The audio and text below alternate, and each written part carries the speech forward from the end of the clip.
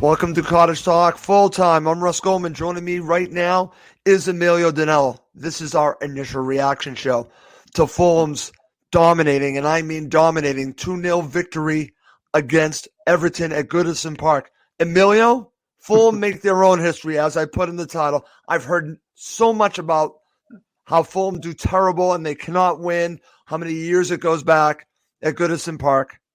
They broke history. History records were made to be broken, and they did it in a dominating way. Your thoughts? Let's get right into it. Come on, you Whites. Come on, finally. We've been waiting 2.5 months for this, to be honest. It's, records are there to be broken, Russ. Haven't won a league game at Goodison Park. That record's gone. Yep. 22 consecutive defeats in the league against Everton away from home. That's gone. This is exactly the springboard we need. And this resort's been, I think this has been coming. I'm not saying, we've lacked one thing the last 2.5 months, goals, quite clearly. Most of the season, but particularly the last couple of months, we just haven't been scoring goals. But maybe we found our goal poacher that we need. Maybe in the right place for both those goals.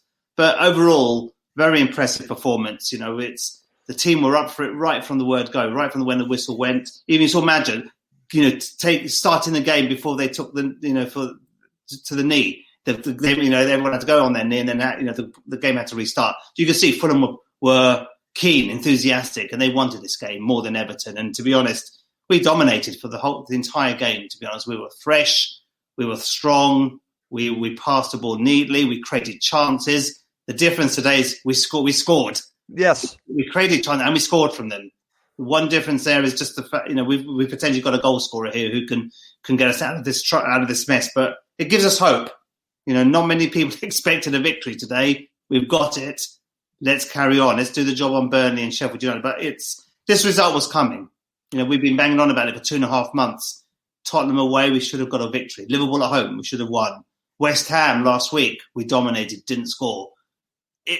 We've been knocking on the door to create a performance like this. And finally that's come now. This will give the team much confidence going into these next 3 games, which are crucial, all winnable games. Yes, the way we're winnable. Park, there's no reason we can't go to Turf and break that record as well. That's right. So this has been a good weekend. Napoli beat Juventus yesterday. Now Fulham beating Everton at Goodison Park. I've had a very good weekend. Good for you, Emilio. I know how much Napoli winning means to you. And then, of course, we have this victory today. And what's interesting, but I'm glad that you said this, I saw this coming, and again, they've been knocking on the door, and I've been waiting for them to basically break it down, and they broke it down. I did predict 2-1, so I guess I got my prediction wrong, but I'll take 2-0. I'll take a 2-0 victory any day of the week. I'll take it. But what's interesting about this, and we'll go through this in our show here, is that, as I keep saying, it's a dominating performance, but it's a combination, and I know you're going to agree with me on this. You talked about the finishing, but they had the effort. They were missing the finishing, but they've always had the effort. They always had the endeavor. They were they were pressing the hell out of Everton. They were at it for 90-plus minutes, but this time they had the finishing. This time, it didn't look like that in the first half. We'll talk about that because that made me a little bit concerned. I tweeted that out. But from the get-go in the second half, they finally finished, Emilio. So like we're talking about, dominating performance, my friend. Yeah, absolutely. I think let's also look at the starting lineup, to be honest. And I think we know when I saw Robinson had been dropped, I was actually quite encouraged by that, to be honest. I think I've said it on the last few shows straight after the game. Since he came back from the suspension against Chelsea, he's not been the same player. His crossing, not good enough, and he's been caught out of possession a few times and leaving a lot of gaps in the back. So give Scott Parker some credit. He dropped Robinson.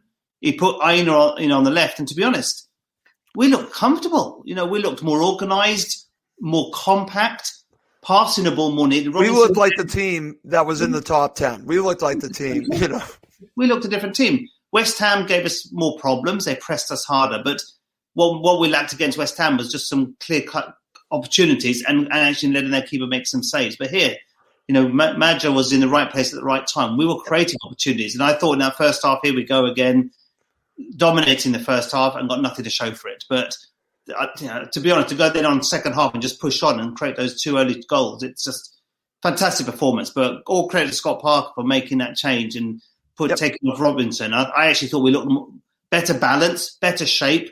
We didn't get exposed defensively when Robinson likes to go forward. No. And when his crossing's weak, give the ball away, he gives possession away, he's got a lot to track back. And that's when we get caught out a few times. But I thought the team looked much more better shape, better structure, and we looked more composed on the ball. And overall, it was a fantastic team performance. So well done for making that change, Scott Parker. And we've got to carry on this. 4-4-2 works.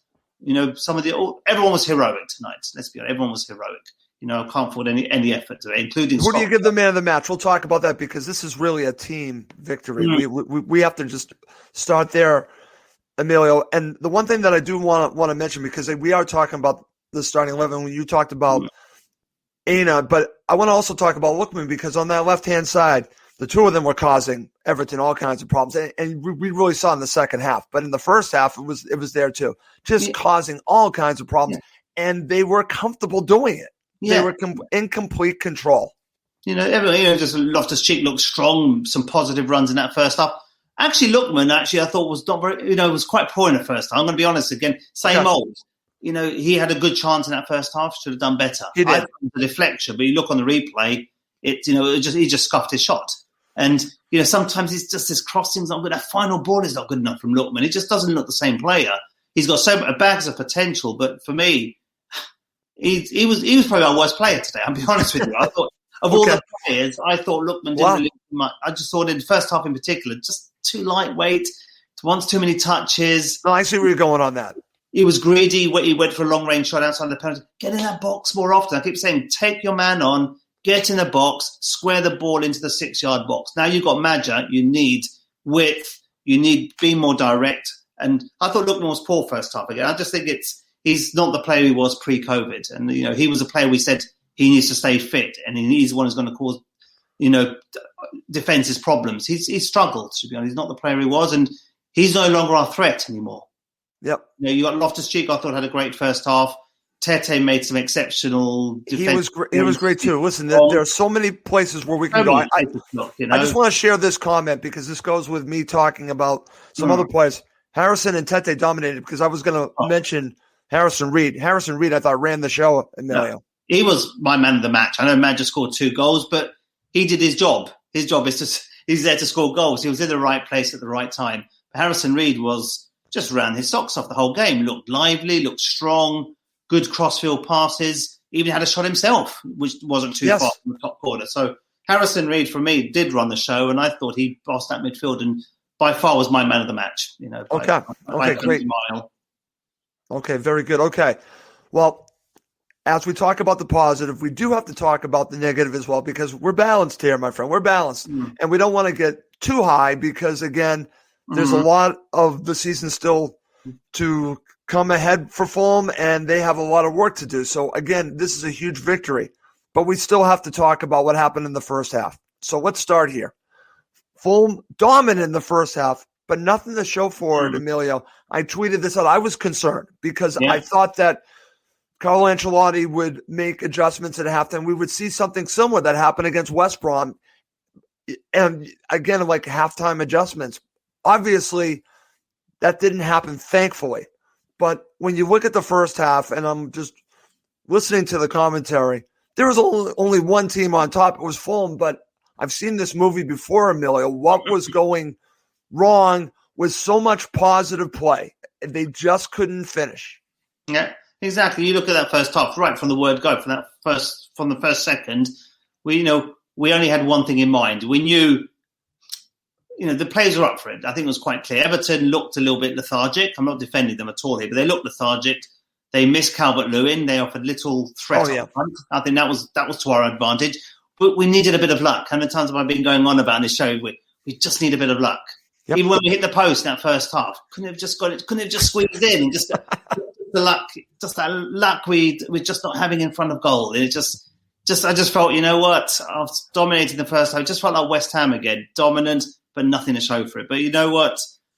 We looked more in control than we did against West Ham. We looked hungrier. Yep. Complete control. Everton were poor, let's be honest, but you still have to play against the opposition. That's right. We've always been guilty of giving the opposition too much respect. I don't think they gave us enough respect. And that was to our advantage.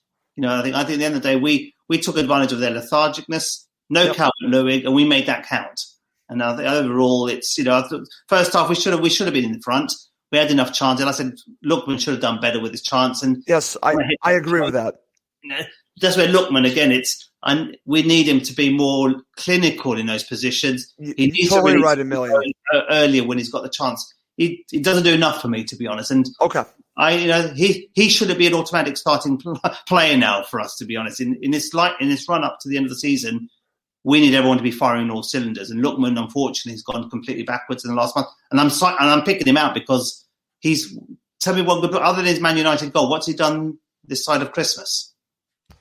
He's done very little, very little. Well, we need him to score. It's funny because, again, he's dangerous. And I understand where you're coming on. I just like the two of them down that left-hand side. I see what you're saying because he's just not clinical enough. So you have every right to criticize that. Because it's a lot of huffing and puffing. I think that's where you're going on this. Yeah, exactly. But where's the final product? You're looking for the final product, and we have not seen the final product. So fair for you to criticize that. But as we talk about the first half, I want to talk about this because you and I talked about this off air when we talked about Everton, that when we play against teams that don't press us and want to play and let us play, Fulham seem to do well. But what's interesting about this, we really pressed them, Emilio, and we caused them all kinds of problems. Yeah, and this is the thing we've always said: whenever Fulham are playing against a team pressing us, like Brighton, like something, at the end of the day, we struggle against these teams. We absolutely struggle against Brighton. We don't have that nice, fluent passing game that we know that Scott Parker likes to play. We give the ball away more cheaply. But today, we had acres of space, to be honest. And we were, man for man, we were 100 times better than Everton tonight. And we just. It's just shocking. Our movement, just look at our movement today between the players. It doesn't matter how poor Everton was, but we still had a good movement, cross-field passes, nice, comfortable. The only thing that made me nervous was Ariel in the first 10 minutes when he had two poor clearances. Other than that, we looked dominant in that first half. And I just said, the team looked up for it. And that was a difference. And with Magic can be in the right place in the right time for the next 10, 15 games. Then you know what? This season isn't over yet. So everyone who's written us off can think again because this is exactly the victory we needed. A springboard to Burnley away. Get something against Burnley, or minimum don't lose against Burnley. That's a minimum. Go and get there, go get the win and beat Sheffield United. You know what? We're back in the mix. Absolutely, Emilio. That's how quickly it can change. The other teams have done that. Burnley and Brighton have won 3 or 4 wins out of 6. That's exactly what we need. We win 3 of the next 4 games, if not more. We're back in the mix again. And we just this result was coming. It's just I felt it was coming. I was confident going into this, and Giannis and I did a show. We did a preview show. We both predicted a Fulham victory, and it's easy to say, okay, we're going to predict it because Fulham need the points. But I actually believed it. I knew Giannis believed it too. We felt that this was a team that Fulham could play against. And I thought in the first matchup, if they could learn from their mistakes in the first matchup, maybe this is the time where they can make history. And they did. Yeah. And they absolutely made history, and they dominated. That's the thing about this. And it's hard not to get too excited, Emilio, because it was that much of a dominating performance. When's the last time we've seen this much of a dominating performance? I wouldn't even think that Leicester City was this dominating like this. Yeah. Well, look, I'm looking at the comments. I'm being too harsh. Chris Davidson and Lookman. First half should have scored a goal. That goal, if he'd missed that goal, that could have been the difference. Thankfully, we won the game. But it's those chances. We have to take them. He didn't. He's been missing a few chances. So this is a key player for us. He needs to make things happen, like he was earlier in the season. We're not seeing enough of that. So I'm being too harsh on Lookman. Chris, I disagree. If you think I am, then happy to have a conversation offline, but I need a better end product. He needs to release the ball early. No, I see where you're going on this. He's a big player for us. He needs to be the player he was pre-COVID. Okay, very good. All right, coming up next, we're going to talk about the second half and what happened with Josh Maja's brace, but it was not just about that. There's a lot more to do with that, and we will finish with man of the match. Okay, Emilio, let's get right to it. Let's not waste any time. And my biggest concern going into the second half, like I mentioned, I tweeted this out. I said, I've seen this movie before, Emilio. I was very concerned at halftime. I tweeted it out. I'm very concerned. But my concerns went away very early on with the first goal from Josh Maja, which is obviously then followed up by the second. But let's talk about both goals and what led up to them, because, again, it was all of the complaints that we had in the first half, everything came through in the second half. We were talking about, well, they just don't have the end product. All of a sudden, we have a striker that finds the net twice. Now, again, the second goal, from Maja is coming off of a great shot from Harrison Reed, okay? But still, he's in the right place at the right time. That's what strikers do. That's what you need. That's exactly what you need. So let's talk about the goals, my friend. Yeah, and again, I'm going to give Maja a good call out in the first half. I thought he worked hard first half. Good touches, came back to defended a number of times. So, held the ball up pretty well. Well, good distribution, looked good. And he was just, it's his first start for the club. He came on as a substitute last week, later in the day, but first start for the club, he did tremendous. Going away against arguably a top 6 team. And he didn't look out of position there, to be honest. He looked not at all. This is exactly what we've been crying out for. Somebody who's a poacher. That's what someone saying who's a fox in the ball. Exactly. That's exactly what we need. Someone who knows. We've been missing that. He's not got a clinical record for Bordeaux, but look, he's got 2 goals in one game for us today. And that first goal, Lookman was involved. He was involved. It was a great cross from Aina, and Maja, kept himself onside and did what a striker does, a poacher does. He just taps it in the back of the net. Thank you very much. 1-0. Poor Everton defending, but give us some credit. Good movement, good passing, good cross from Aina. Exactly what we've been saying. Look, Robinson tries to do the spectacular sometimes. We do the simple things there. Get the ball. We've said it time and time again. Get that ball in the 6-yard box. Get your final delivery and get that cross in where it counts. And that's exactly what Aina did. And look, it resulted in a goal for Maja. Perfect. Perfect start to the second half. Absolutely, Emilio. And what's interesting about this, because they have the lead, and I'm thinking there's still a lot of time left, right? But what's interesting, and anyone that watched it or watch it again, I'm sure you'll see it, and the announcers kept talking about it. They weren't satisfied with the 1 goal. The pressing was still going on. They were pushing for that second goal even after they scored the second goal. But let's talk about the second goal, because, again, it's a poacher's goal because it comes from a great shot from Harrison Reed. Again, same thing. Harrison Reed had every right to go for that shot. You could see how even the spring in Harrison Reed's step, he covered every blade of grass on that pitch. He ran it. Had an offensive threat today, weirdly. We keep saying Harrison Reed doesn't offer much going forward. He's just there to break up play. But today he was, defensively was outstanding and came forward a lot more positively. And that's right. For many games this season, he had a right for that shot, hit the post, and that luck that we've been crying out for. I keep saying we never had luck. If that was against West Ham, it would have gone the other side of the post. It would have gone wide. But no, it hit the inside of the post. And who was there? Our goal poacher, Maja, again. So right place at the right time. Is that luck turning? That's the thing. It's, there was a couple moments, there's how many times we've said, damn it, wrong side of the post, hits the crossbar, doesn't go in, off the line. Just felt today, just the rub of the green, slowly going to that off the post, it went right to a Fulham player. How often have we said that this season? Right. Never. So it's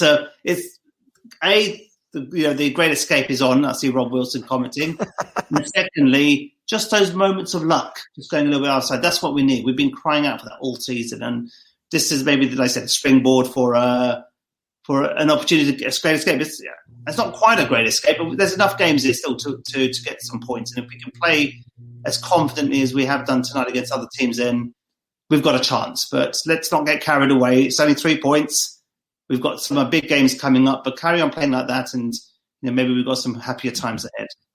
Okay, Emilio. And I keep going back to this because I expected an Everton response in the second half. I guess you could say we had it after Fulham went up 2-0. They had to respond, but it still wasn't this response that I expected. And when you look at it, and I kept hearing over and over again, Fulham are in complete control. They kept saying it. The announcers kept saying it. Fulham are in complete control. And when you look at some of the passing, and again, it sounds simplistic to talk about the center back passing, but how about the job from Tosin and Anderson? Some of the passing that they did, some of the forward-thinking that they had, and they are your center backs, and they were always looking forward. Watch them. They're always looking forward. Yes, they would pass. They would do the sideways passing, of course, but they were looking for those passes. So that to me is the difference, because when we look at Scott Parker, I think safety first. We've talked about this. Safety first. That's not what we saw today, my friend. That's not at all what we saw. We saw a team that had the ability and the freedom to play their own game to create, and they created a lot.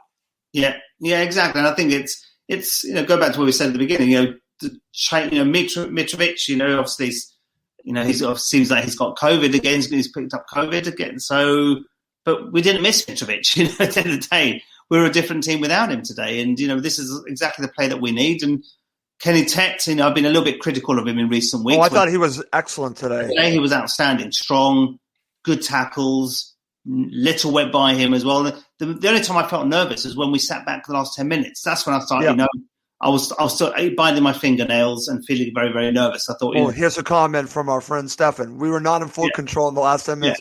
Fair point. We weren't. No. You are right about that. I felt nervous. It just, like I said, it just takes one moment, a penalty, a VAR decision going against us. But it just takes like a Leicester City game. Again, we dominated that game. They scored a late goal. They almost could have got an equaliser in the end. So I just get just feeling a little bit nervous. Overall, Scott Parker, we shut shop. We did well, and we controlled that game. So it's the whole team deserves 10 out of 10 scoreline tonight. Absolutely. I'm going to share this comment from our friend Chris Davidson, because Chris, I agree with you 100% on this. I keep hearing the opposition is playing awful whenever we're in complete control. It annoys me. Chris, it annoys me too. And I've already said that on the show. And I'm going to shout out to one of my friends, an Everton supporter, Nick Laidlow. He'll be listening to this tomorrow before work. He said to me, solid game, but not special by your boys. I agree with you, Nick. I thought we dominated. We beat your team hands down, fair and square. So he's naturally very disappointed about his performance, but ultimately, we did dominate. I don't care how poor Everton were. You still have to go and do a job. That's right. That's right. Job. And again, I don't want to hear the excuses, Chris. I'm with you. Steve Reynolds says, was the lineup the sort of thing we need? No Mitro, not missed. You've already said this. Yeah, absolutely.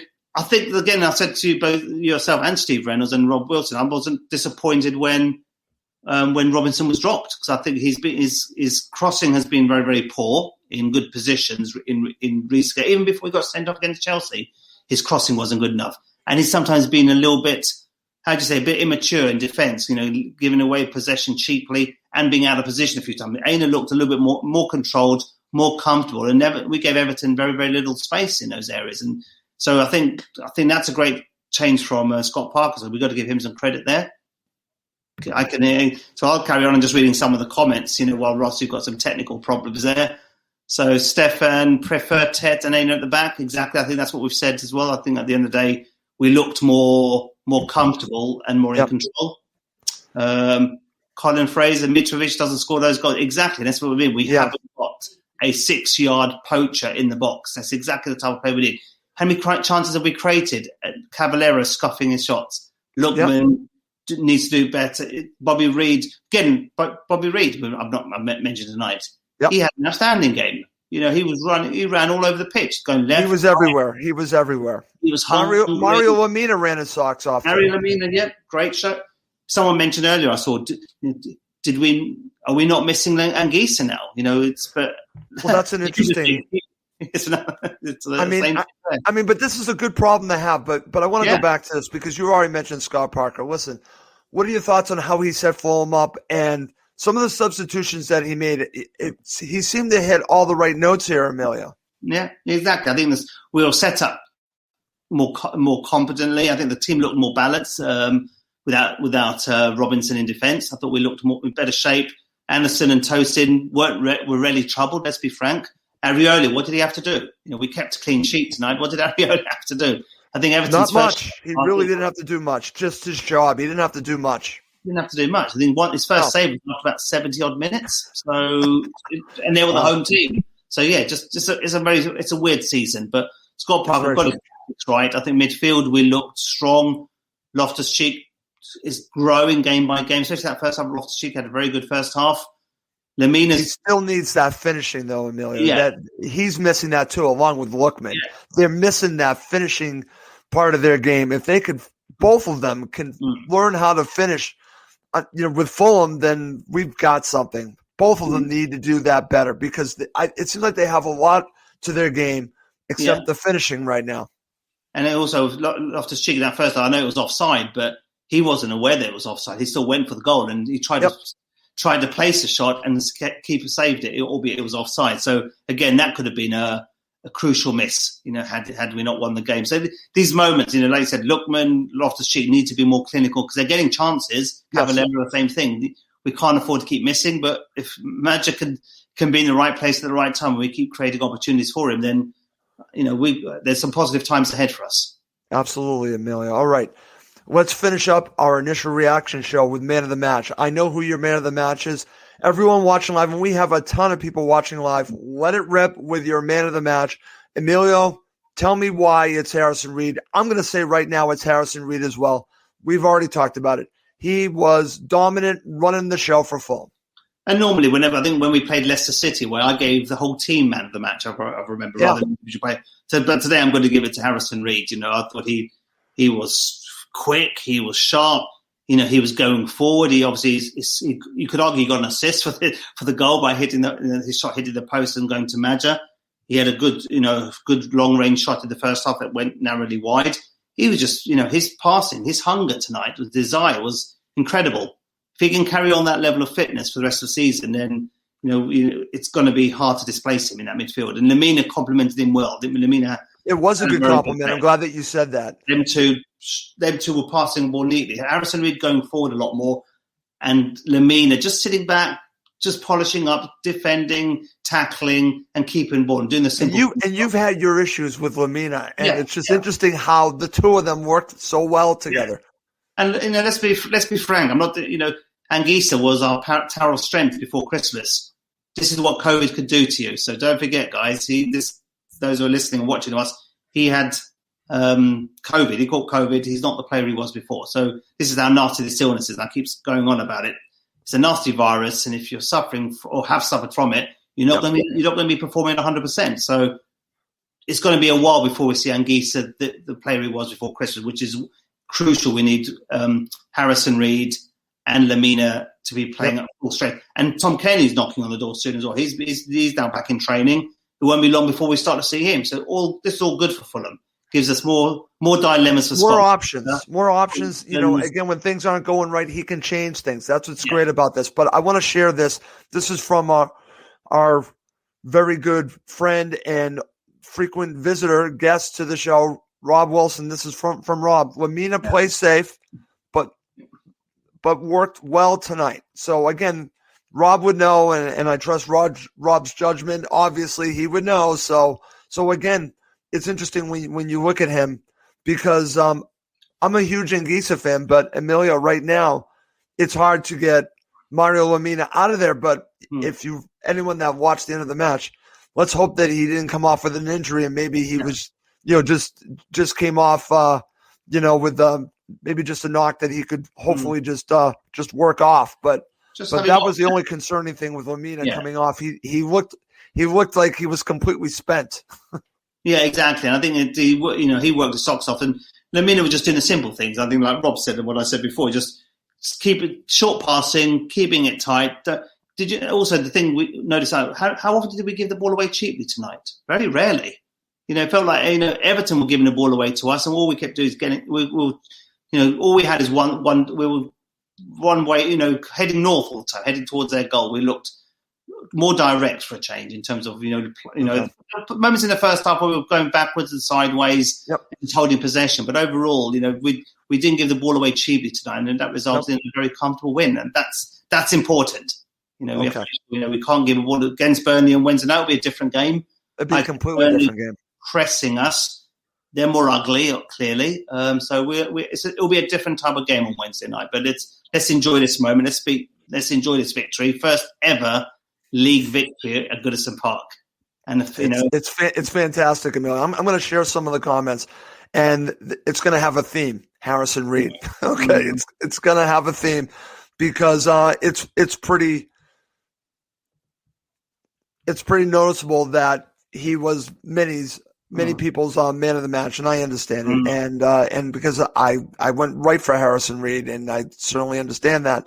But like I said, like we're talking about, this was really a team effort, but it was different because there was one person that was really, as I keep saying, really just controlling the play, and it was Harrison Reed. He was pulling the strings, wasn't he? He was pulling the strings tonight. That's what I mean. Not the player you expected to be pulling the strings, but he did. He looked very comfortable, acres of space, and always looking to go forward. And then you had he had assurance of Lamina, who was just mopping up, clearing up, and just doing the simple things behind him. So overall, the team looked much more balanced.